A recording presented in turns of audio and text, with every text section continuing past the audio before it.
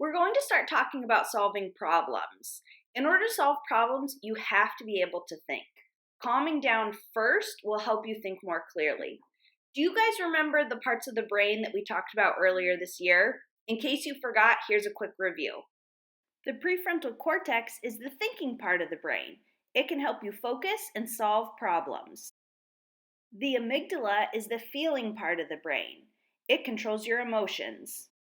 In class, we used our hand to show the different parts of the brain. So if you hold your hand up like this, bend your thumb in, your thumb represents your amygdala because it's located in the central part of your brain. Then if you wrap your fingers over, these represent your prefrontal cortex. When you're having strong emotions, sometimes we call that flipping your lid, and I'll show you why.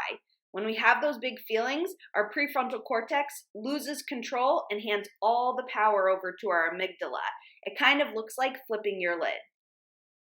Although our amygdala is important for certain things, it's not really good at helping us solve problems.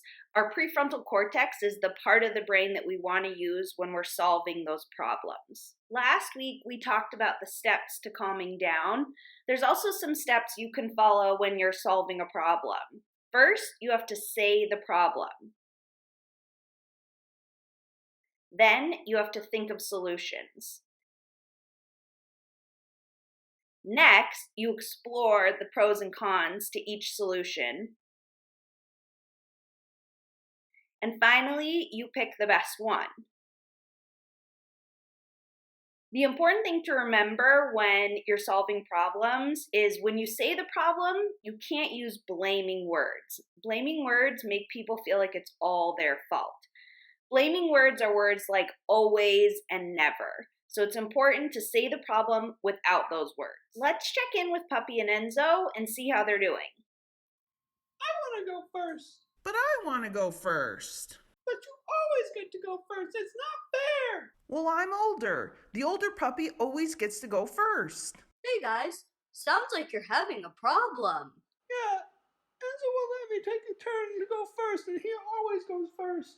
Well, I set the game up, and it was my idea to play, so I should get to go first. Sounds like you guys are having some pretty strong feelings. First, you need to calm down. Remember the steps to calming down? Say stop. Then, name your feeling. Don't flip your lid. You guys need some help from your brain. Breathing can help your brain calm down. Stop. I'm feeling frustrated.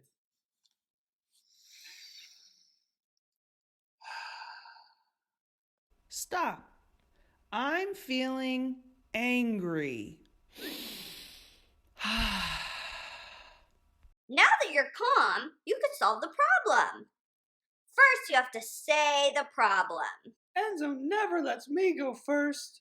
Yeah, well, Puppy always bugs me about getting to go first. What does it even matter? It's just a game. Stop right there.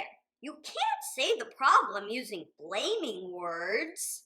Blame words make people feel like it's all their fault.